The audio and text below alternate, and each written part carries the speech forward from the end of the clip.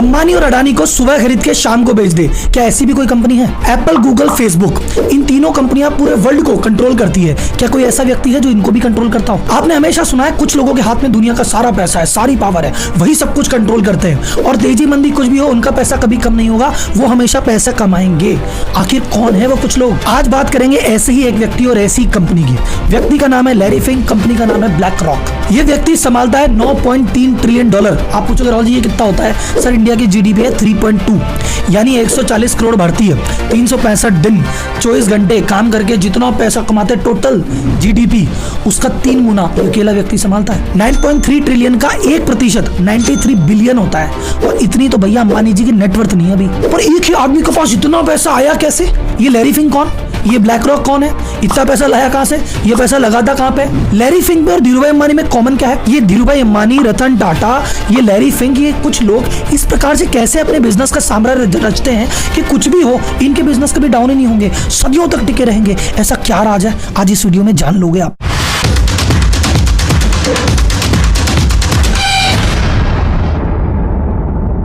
अब पहला सवाल, ये साला है कौन लैरी फिंक? हमने नाम ही नहीं सुना इसका। भाई साहब जितना बड़ा काम लैरी भाई ने किया है ना, उसको करने के लिए जो जिगरा चाहिए, या तो दिल टूट के आता है, ईगो हट होके आता है। जब बंदा इस मोड में रहता है ना कि ठुकरा के मेरा प्यार तू इंतकाम देखेगी, तब जाके इतने बड़े बड़े काम होते हैं। भाई साहब ने पढ़ाई की थी पॉलिटिकल साइंस की, लेकिन कमाने घुस गए शेयर मार्केट में। अब देखो पॉलिटिक्स से क्या मिलता है? पावर। और स्टॉक मार्केट से क्या मिलता है? पैसा। और जो बंदे को इन दोनों की समझ है वो बड़े बड़े गेम खेलेगा। भारत में इन दोनों की समझ किसको थी? धीरूभाई अंबानी को। स्टॉक मार्केट के भी जानकार थे, बिजनेस में भी हाथ पक्का था और पॉलिटिक्स में भी सही पकड़ थी। इस चक्कर में उन्होंने इतना बड़ा साम्राज्य रच दिया उस समय जो कोई सोच नहीं सकता था। टाटा बिरला के नाम हुआ करते थे, उनको पार करके अंबानी जी पैदा हुए और ऐसा ही कुछ किया लैरी फिंक ने और इतना बड़ा नाम बनाया। आखिर किया क्या, आगे डिस्कस करेंगे। तो इन्होंने जब 23 वर्ष की उम्र में काम चालू किया तो बॉस्टन करके कंपनी में चालू किया। उन्होंने एक चीज इन्वेंट की, डेट सिंडिकेशन। इन्होंने कहा जो छोटे मोटे लोन बांटते हो ना, इसको एक काम करो, इसका बंडल बना लो और टुकड़े करके अलग अलग चीजों में बांट दो। अब ये जो चीज थी डेट सिक्योरिटाइजेशन, यही वो चीज थी जिसके कारण सन 2008 में इतना बड़ा क्राइसिस आया था। तो जिस क्राइसिस से अमेरिका और पूरी दुनिया हिल गई थी, इस भाई ने उसकी नींव रखी थी। 23 साल की उम्र में काम पे लगे और 31 साल की उम्र में बन गए बैंक के एमडी। इस कंपनी को इन्होंने इस साल में $1 बिलियन यानी 8,000 करोड़ से भी ज्यादा कमा के दिया।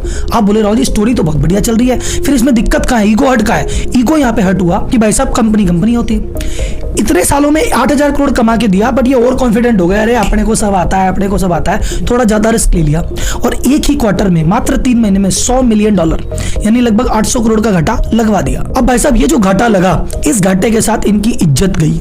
मार्केट में बोले वो बड़ा नेता बना फिरता था, ये किया वो किया, लग गए ना भाई साहब, लग गए ना भाई साहब। तो पूरे मार्केट में से अनटचेबल हो गया, कोई इसके साथ काम नहीं करना चाहता, कोई इसको नौकरी भी नहीं रखना चाहता। और जो करंट फर्म थी उसने ये नहीं सोचा भी $1 बिलियन कमा के दिया है, उसने कहा कमा के दिया जो दिया तूने ये क्या कर दिया, तो बाय बाय टाटा जय माता दी। तो उसके बाद बंदे का ईगो हट हो गया, बोले साला इतना कमा के दिया तुम भूल गए, जाओ किसी के लिए काम नहीं करते, खुद की कंपनी खोलेंगे। तो 1988 की उम्र में जब ये 35 साल के थे, इन्होंने कहा फंड कहां से मिले, तो इनको मिले भाई साहब मिस्टर स्टीव। ये भी अपने तरह के लेजेंडरी इन्वेस्टर थे, इन्होंने भी अपनी जिंदगी में खूब धूम धड़ाके किए।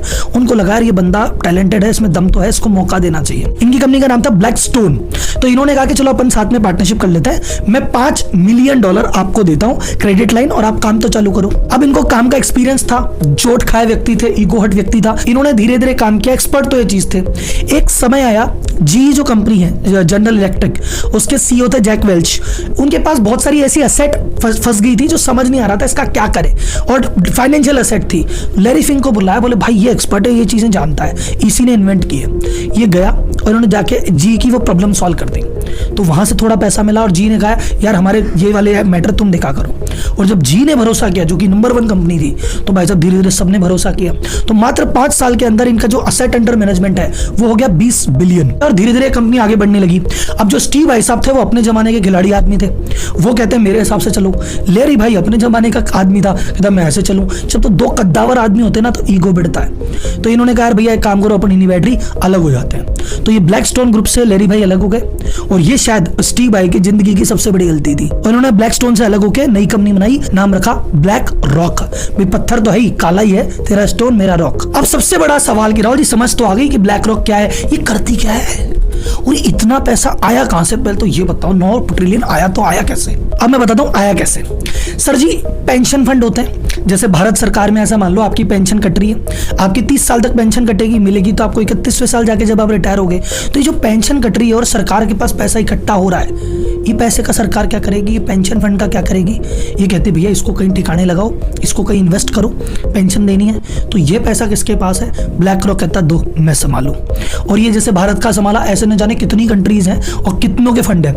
इन जैसे मान लो फॉर एग्जांपल डिफेंस वालों का एक अलग फंड है, रेलवे वालों का अलग फंड है, शिक्षा विभाग का अलग फंड है। तो अलग अलग डिपार्टमेंट के, अलग अलग स्टेट के, सेंट्रल गवर्नमेंट के ऐसे कितने ही फंड है, ऐसे फंड संभालता है मेरा भाई। एक आता है सॉवरेन वेल्थ फंड। अब इंडिया के पास बहुत सारा पैसा है, एक्स्ट्रा पैसा है, भैया हमको भी तो इन्वेस्ट करना है, हमको भी तो रिटर्न कमानी है, खाते में पड़ के क्या मिलेगा? बोले यार ब्लैक रॉक भैया देखोगे। आरबीआई के पास बहुत सारा पैसा, आरबीआई बोले क्या करे पड़े पड़े, बोले भाई ब्लैक रॉक देखोगे क्या?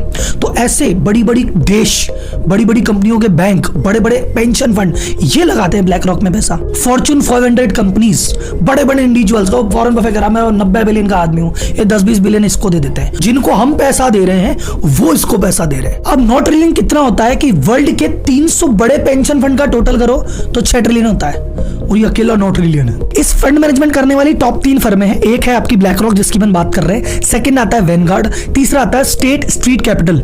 ये तीनों मिलके अमेरिका के जीडीपी का 70% अकेले संभाल रहे हैं। अब आपके मन में एक सवाल आता है कि ये इतने सारे पैसे को इन्वेस्ट कहां पे करता है? तो ये इन्वेस्ट कहां करता है, कैसे करता है, कैसे पूरी दुनिया पे कंट्रोल करता है, और कैसे ब्लैक रॉक हम सभी को ओन करता है, और किसी तरह से ये टाटा, अंबानी और ये बड़े लोग अपना व्यापार सेट करते हैं कि सदियों तक यही खड़े रहेंगे, जानेंगे थोड़ी देर में। पर उससे पहले आपका अगर ये सवाल हो कि राहुल जी मैं कहां इन्वेस्ट करूं, ब्लैक रॉक को छोड़ो मेरी बताओ, तो आपको एक बढ़िया ऐप सजेस्ट करता हूं। ऐप का नाम है तेजी मंदी। ये है मोतीलाल ओसवाल जी की एक सब्सिडरी कंपनी है, और मोतीलाल ओसवाल जी के जो ओनर है मिस्टर रामदेव अग्रवाल जी इसके बोर्ड ऑफ डायरेक्टर में शामिल है। तो तेजी मंदी एक सेबी रजिस्टर्ड एक एडवाइजरी फर्म है जो आपकी हेल्प करती है कि इक्विटी मार्केट में लॉन्ग टर्म पोर्टफोलियो बनाने के लिए। और ये जो लॉन्ग टर्म पोर्टफोलियो है इसको एक्सपर्ट्स के द्वारा मैनेज किया जाता है। आपके पोर्टफोलियो को तेजी मंदी द्वारा हर हफ्ते रिव्यू किया जाता है, और जब जरूरत होती है तो इसे रीबैलेंस भी किया जाता है। प्रेजेंटली तेजी मंदी के 2 पोर्टफोलियो है, एक है फ्लैगशिप और एक है मल्टीप्लायर। फ्लैगशिप में लार्ज और मिड कैप का ऑल वेदर पोर्टफोलियो है, और मल्टीप्लायर में स्मॉल कैप और मिड कैप के कुछ शेयर हैं जो कि मल्टी बैगर हो सकते हैं। तेजी मंदी ने अपने फ्लैगशिप वाले पोर्टफोलियो में 29% से लेकर 32% तक का एवरेज रिटर्न दिया है। यहाँ स्क्रीन पे आपको कुछ पास्ट परफॉर्मिंग स्टॉक्स दिखेंगे जिन्होंने काफी अच्छे रिटर्न दिए हैं। ये जो मल्टीप्लायर पोर्टफोलियो है इसने भी 32% से लेकर 35% तक का रिटर्न दिया है, और इसके भी कुछ परफॉर्मिंग स्टॉक्स आपको स्क्रीन पे भी देखने को मिल जाएंगे। और बात करें अफोर्डेबिलिटी की, तो ये इंडिया के सबसे अफोर्डेबल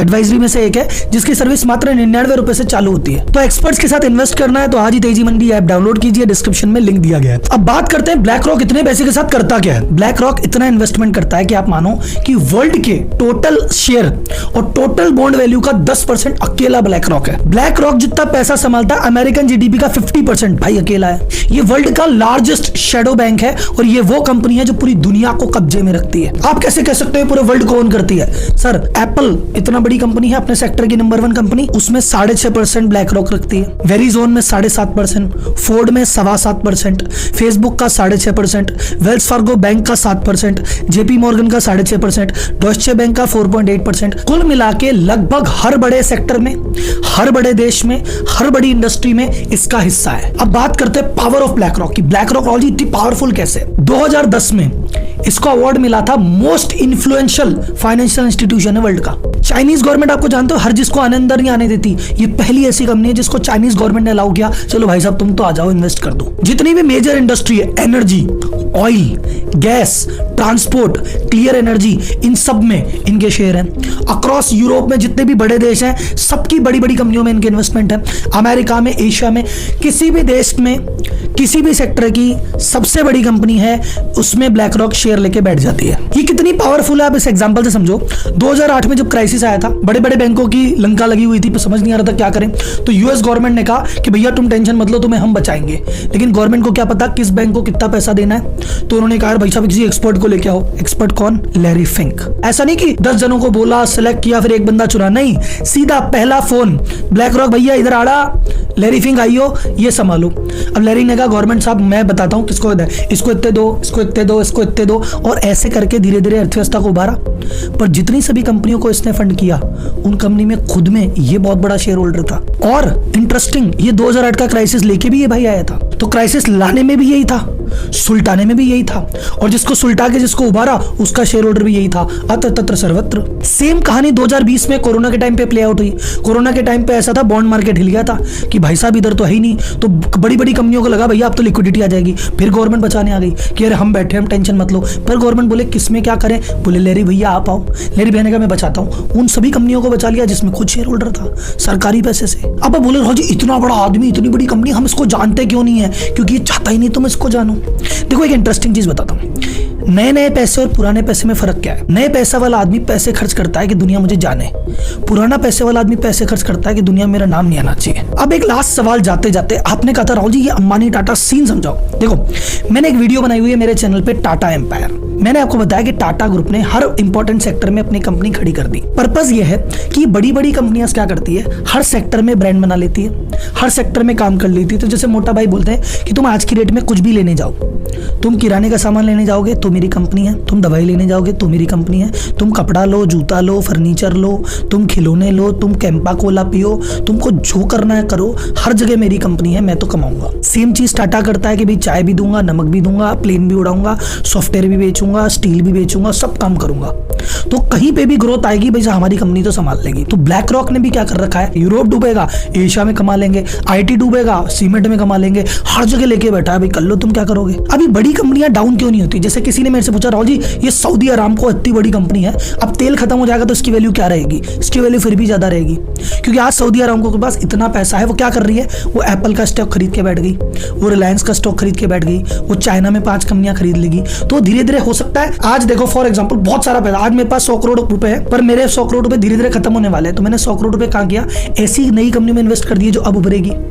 जब वो उभर जाएगी और वोट जाने होगी तो मैं उनका स्टेक नहीं में कर दूंगा। तो ये जो कारवां है ना, ये हमेशा चलता रहता है। तो इसलिए पैसे वाले हमेशा पैसे वाले रहते हैं, और गेम हमेशा पैसे और पावर का ही है। तो अगर आपका पैसे पे कंट्रोल है तो भी आप हीरो, और अगर आपका पावर पे कंट्रोल है तो भी आप हीरो, और दोनों पे कंट्रोल है आप हो सुपर हीरो। तो आज की वीडियो में बस इतना ही। ब्लैक रॉक पे मैंने रिसर्च की, बहुत सारी वीडियो मिली, लैरी फेंक पे बहुत सारी वीडियो मिली, पर अगर आपको लगा कि सारी वीडियो में ये अलग निकल के आई, इसने जो समझाया, तो लाइक करके एक बार मुझे प्यार से कमेंट बॉक्स में बता देना कि भैया वीडियो आपकी बढ़िया थी। ठीक है, इसी इंस्पिरेशन इसी मोटिवेशन के साथ अगली वीडियो फिर लाते रहेंगे। तब तक के लिए धन्यवाद, जय हिंद।